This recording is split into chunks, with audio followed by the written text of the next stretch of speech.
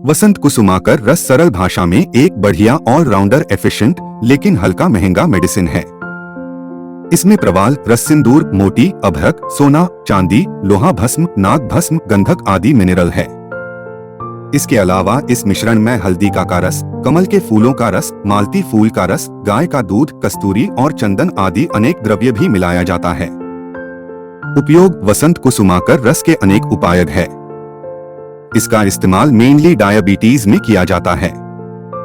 Diabetes की chronic stage में मरीजों को बहुत सारी शिकायतें आने लगती है, जैसे कि पाँव में झंझनाहट, जलन या दर्द जिसे न्यूरोपैथी बोलते हैं, आंखों में दिक्कत जिसे रेटिनोपैथी कहा जाता है।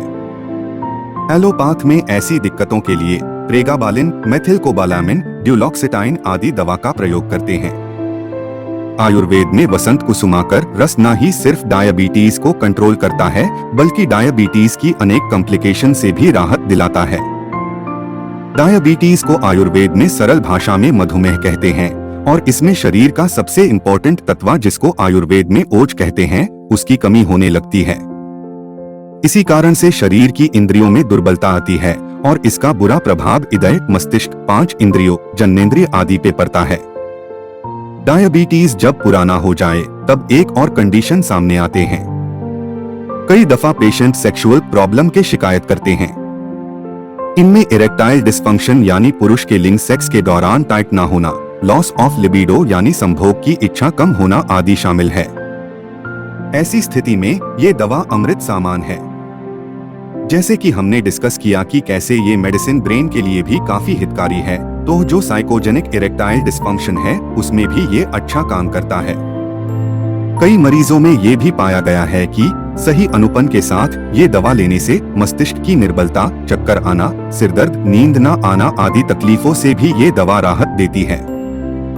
हमने पहले डिस्कस किया है कि कैसे चंद्रकला रस एक्यूट ब्लीडिंग डिसऑर्डर के लिए कितना उपयोगी है, पर जब नाक से खून बहना आदि ब्लीडिंग डिसऑर्डर एक आदत बन जाए यानी बीमारी क्रोनिक हो, तो डॉक्टर इसमें वसंत कुसुमाकर रस का उपयोग करता है।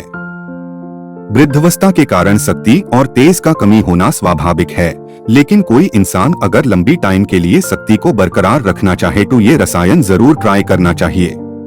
मिडिल एज्ड स्त्री जिनके जननेंद्रिय में विकार हो, मेंस्ट्रुएशन के टाइम ब्लीडिंग ज्यादा हो, सारा बदन ढीला पड़ा हो, दिल की ताकत कम होने का भास होता हो, न्यूरोपैथिक पेन हो या गुस्सा ज्यादा आता हो, उत्साह की कमी आदि हो, तो इन सब दिक्कतों में ये मेडिसिन उत्तम लाभ पहुंचाती है। याद रहे ये दवा उसी पेशेंट को सूट करती है जिसकी सेक्सुअल डिजायर्स कम हो, वरना कुछ साइड इफेक्ट्स होने की संभावना बनी रहती है। अभी हम जानते हैं इसको कैसे लेना है।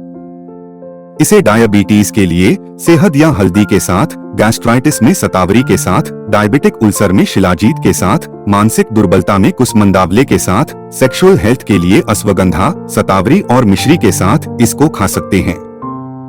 ये मेडिसिन पाउडर और टैबलेट दोनों फॉर्म में अवेलेबल है। नॉर्मली एक टैबलेट या 125 मिलीग्राम दिन में एक बार 1 से 2 महीने के लिए लिया जाता है। प्रेगनेंसी या लैक्टेशन में ये दवा लेना नहीं चाहिए।